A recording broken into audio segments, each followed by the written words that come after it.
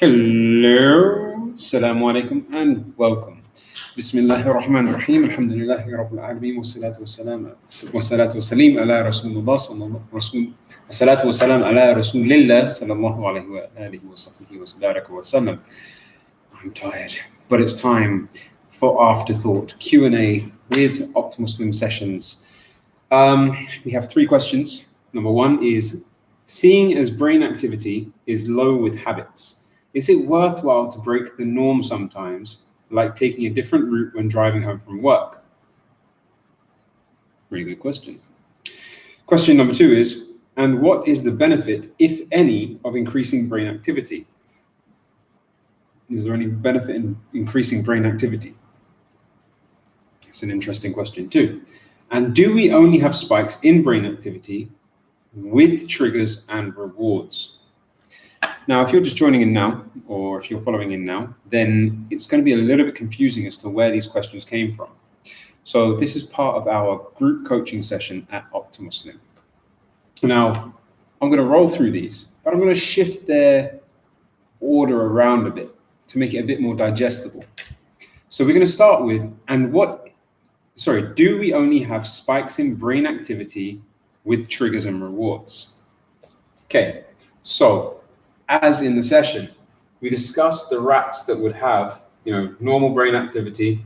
Suddenly they would have a spike when the click noise was done because they knew that was a trigger to something. Now, initially, when they were first let out into the maze, their brain activity remained high. And when they got the reward, it went even higher. And then after they finished it, it dropped and returned back to normal activity. However, when the rats had been through the maze several times, it started to look more like this. Sorry, that one didn't work at the beginning. There we go. It started to look more like this. So you can see, yes, the initial trigger response was there, but then they dropped into like a habitual mode, and then they got the reward at the end. So it showed that they weren't giving as much of their brain to it as they could have been. Now, let's turn this into what is wrong with my pen today? Seriously. Let's turn this into a pie, okay? And that pie is your brain. You've got a pie brain. Now, here, imagine this is their focus. So in your brain, you have parts of your brain that allows you to focus on something. Okay, so this trigger set off a certain amount of focus, a certain amount of energy that they needed to use to process it. As they were finding their way through the maze, they had to have a maintained amount of focus away from their base level. So it took them up, and they had to keep up that level of brain activity, okay? And then they had the reward, which for the first time would have been absolutely amazing. Wow! Taken over the whole brain, okay?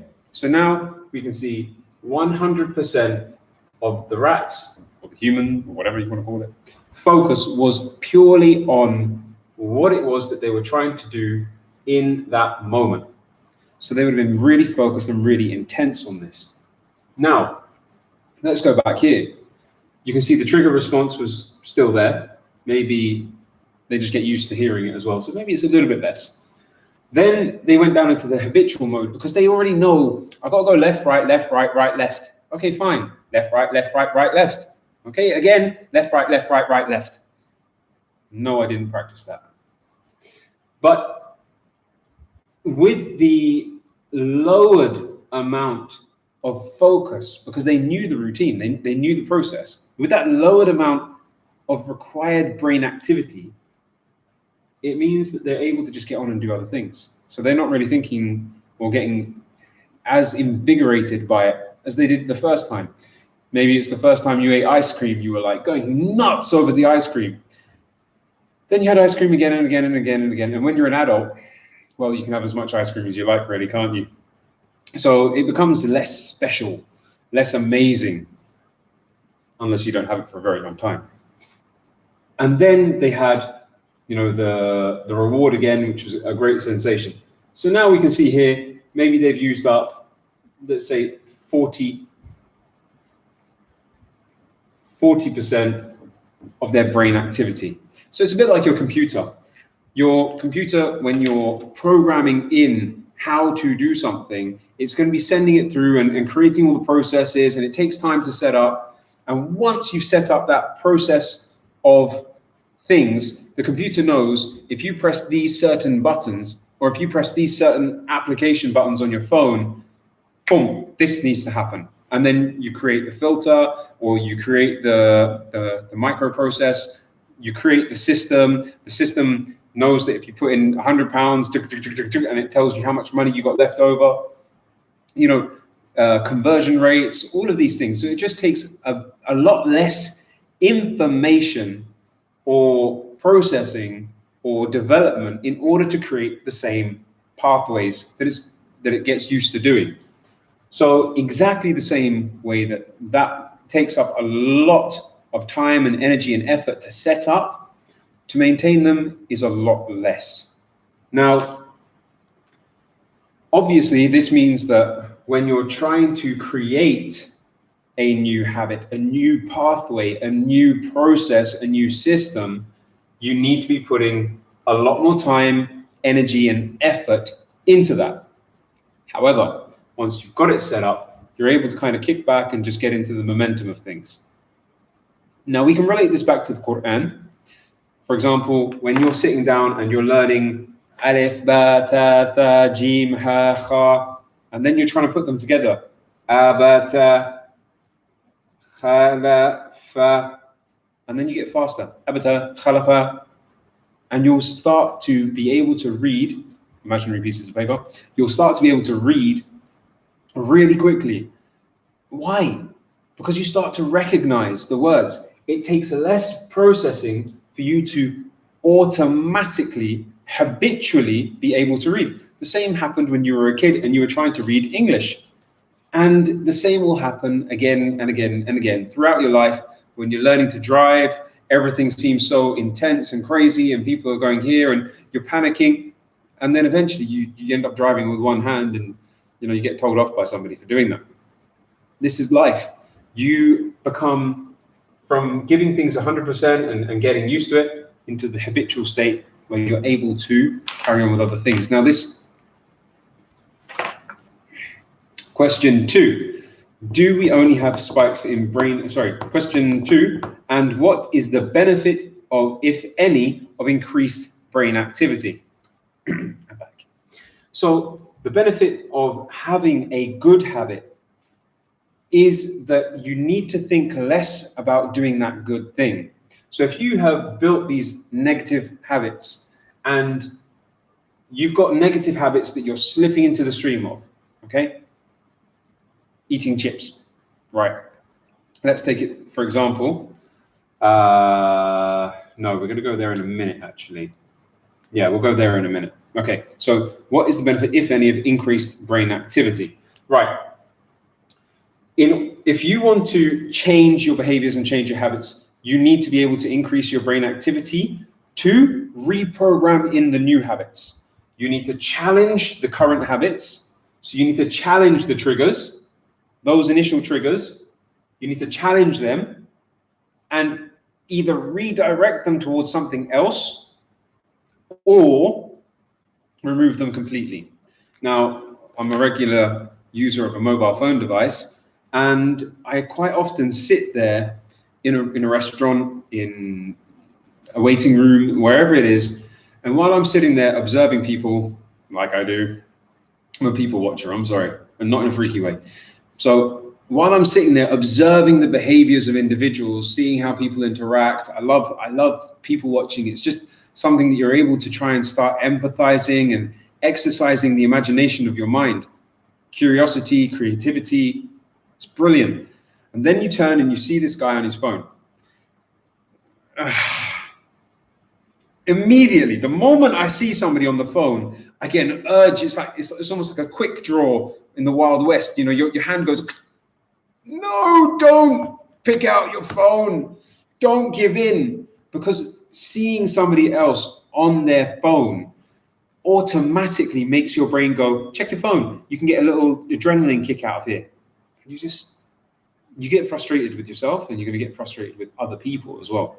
So putting the phone to the side and choosing not to pick it up, seeing somebody else do the trigger of being on their phone. So I've said, no, I'm going to focus on my empathetic exercise of watching and understanding and trying to process how other people are and what they're doing and how they're feeling, etc., etc., etc. So when I want to do that, and I see this guy playing on his phone, the trigger happens where I want to reach for my phone. Being mindful of myself and mindful of my situation and mindful of who I am and my goals is what stops me from going back and doing the same behavior. And then 20, 30 minutes goes down the line, you've been scrolling through your Insta feed and you feel like you've just wasted your life. However, you don't do that, do you? You stop this because you remove the trigger. And when you remove the trigger and you start creating those other pathways, it becomes much easier. The first time I saw somebody playing on their phone, it was like I literally felt my hand moving towards my pocket. And I had to think in my head, no, don't do that. When you see this, make dua for the person that they can overcome their addiction, because that's what it is. It is an addiction. Just like smoking. In fact, they've said it's more addictive than smoking. Figure that one out. So with this highly addictive social normal behavior, social gatherings are now social media. With this happening as like a thing that is corrupting our souls, honestly speaking, and it's not, go check the science, Amy. Okay, we're gonna move on. So, okay, so the benefit of increasing your brain activity, it's not that you get to choose if you increase your brain activity or you decrease it. It just automatically happens. In fact, there's two different types of focus, two different types of focus, according to Chris Bailey. He's a cool guy. You should check out his book called Hyperfocus. But in hyperfocus, he talks about two types of focuses. One is hyperfocus, where you are super focused in on a thing and you're able to give it 110%. But there's also something called scatter focus. And in scatter focus, there is a type of scatter focus where, let's draw the trigger, come back, okay? Where, for example, I go to do a behavior, which is I go and I get changed into my cycling jersey, I put my helmet on, I make sure my water bottle's full, I start my Strava, and I head out the door, maybe with a planned route, maybe not with a planned route. And I head out the door on my bike. Now, as I'm cycling, I've had the trigger and the automated behavior. So now I'm cycling in automated mode. My reward will be the chemical pleasure that is released in my brain, the concoction of halal drugs that is pumped into my mind continuously after I have exercised. And it's something that when you realize the benefits of it, you become totally addicted to. And it's actually more addictive than this or that, if you allow yourself to build that behavior. This is quicker and easier, and so is this, but with exercise, you're able to actually have a maintained, sustained, positive, good feeling with the drug hit that's halal. So as I go into that mode, as you can see here, on this mode, I've still got 60% of my brain that I could be using for other things. So then what I naturally end up doing is I end up having these background processes going on. So while I'm focusing on my habitual cycle ride, and I got my head down and I'm sweating and I'm thinking and I'm just going with it, there's always something going on in the back of your head. There are so many things that we need to get through. So if you put music in your ears, you're not going to be able to tap into it. If you're going to be on your phone while you're cycling, that's a real recipe for disaster. And if you're going to be trying to have a conversation with other people as well. This could even be distracting you from processing the things that you need to. Now, cycling may not be your thing, maybe going down the gym, maybe hitting the road and running, maybe just a normal walk. Some people love to have a process around coffee. For me, my wake up routine, my favorite wake up routine is waking up, grinding my own coffee beans, making the coffee, sitting down, enjoying the coffee. And then while I'm doing that, I'm thinking about the things that I want to achieve in my day.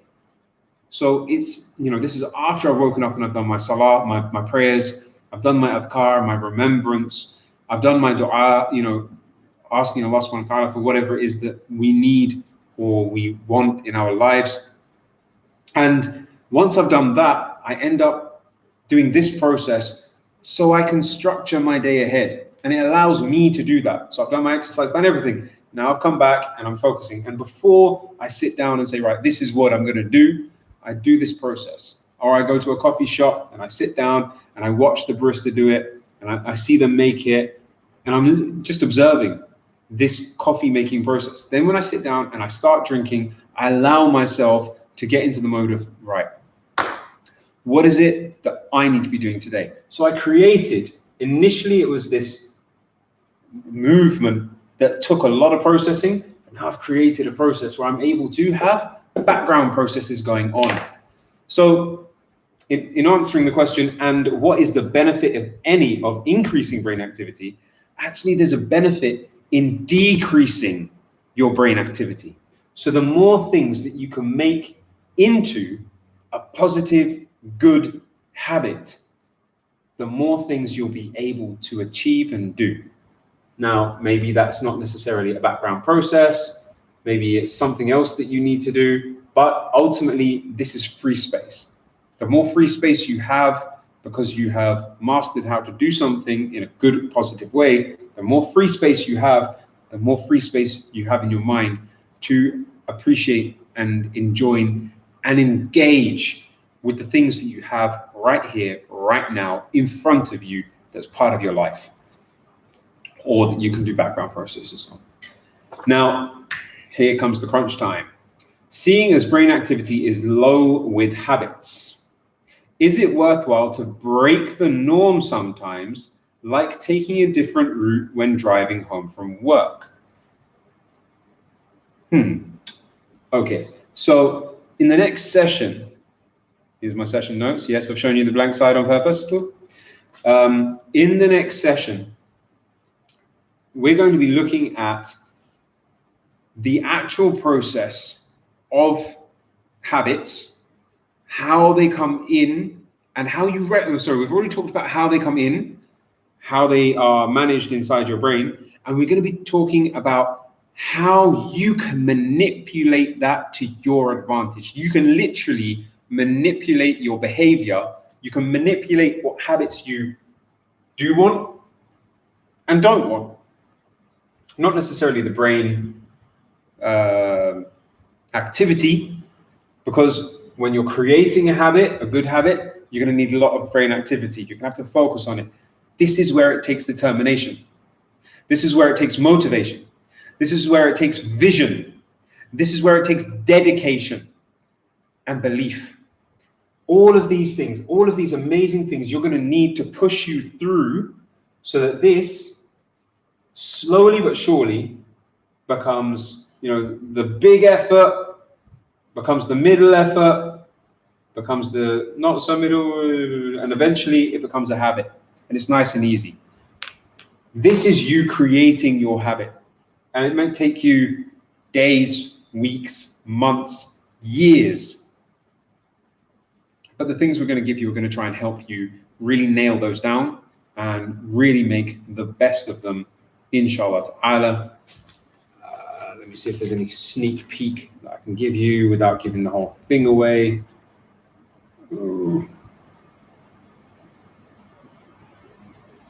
Okay, like you asked, taking a different route while driving home from work. Okay. Now, I'm not going to give you what we're going to be dealing with, but I'm going to be giving you something else. So if you want to be more mindful, or if you want to practice the habit of being more mindful, yes, you can actually say, I'm going to go on an adventure. And you can start feeding the curiosity of your inner child. Wow, that sounds freaky. But yeah, so you can start feeding the curiosity that's going to reignite creativity in your brain. One very important thing, like when I'm out on my bike, is sometimes I feel that I've gone in too far. I'm literally just cycling like a habit now, and I'm not really being mindful of myself or my environment. I'm not enjoying it as much as I should. Maybe my mind is gone off and done all the things it needs to do, but I'm not feeling fulfilled by this ride today. What road have I not cycled down? Simple thing. And I did the same thing when I was running. If I was running and I got bored, I would look at something I could jump over, jump across, run through, whatever it was. If I knew the dogs were this way, I would just deliberately go that way just to challenge myself. Number one, with the fear challenging, and number two, with how I'm going to handle the situation to break me out of my norm. So with cycling, I can do the same thing. Dogs chase you a lot less, although I did just get chased 2 days ago by a dog while I'm on my bike. Anyway, they chase you a lot less when you're on a bike, but you make yourself a new avenue, a new target. If I've cycled only one way up a road before, turn around and cycle back and just take it in. See the floor, see the surroundings, what smells, what people, what houses, whatever it is that you can take in. You just provide yourself that new environment. And that new environment is going to increase your brain activity, but it's about you choosing to be mindful of that moment and that process. So you can go down the different road, and that's great. But what are you doing with it? Are you really making the most of it? So if you want to make the most of it, what you have to do is you have to try and pay attention to as many things as possible. So creating a habit of, like I said, mindfulness, asking yourself, okay, now I'm cycling down this road. Is it uphill, downhill? Is the floor gritty? Is it wet? Is it slippery? Is it dry? What conditions are there today? Is the air warm? Is the air cold? Is there lots of vegetation? What are the smells along the road? And keep on asking yourself this. What are the sounds along the road? And keep asking yourself this. How do I feel? How's my muscles? Can I give more effort on this road? So many different questions. Just keep asking. Find things to ask. And when you run out, find something else. Go to another road and do the same thing. Try not to do the same thing in exactly the same way, but always try and find something new. If you are looking at the trees and the plants, see if you can notice one that is different. Look for a different plant.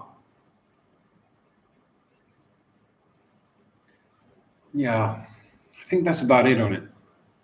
Because, for example, if we look at the way all shells are completely different. All leaves on all trees, like this one. There is no leaf that is exactly the same. Looking at your hand, there is no fingerprint that is exactly the same. That's an insane amount of variation. So, it begs the question, how much attention have you been giving to these things that are completely unique? Anyway, that's going to call the end of my live. Oh no. Yeah, sorry. So, wow, that was close. Nearly got you. Okay, and remember, this is life, so any mistakes I make, they go up.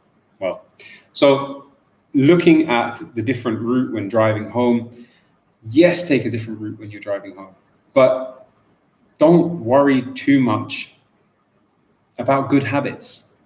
The good habits, the ones that you've got, reward yourself for them. So if you've got a short, quick route home and you're spending more time with your family, don't make a long route home if you don't need to.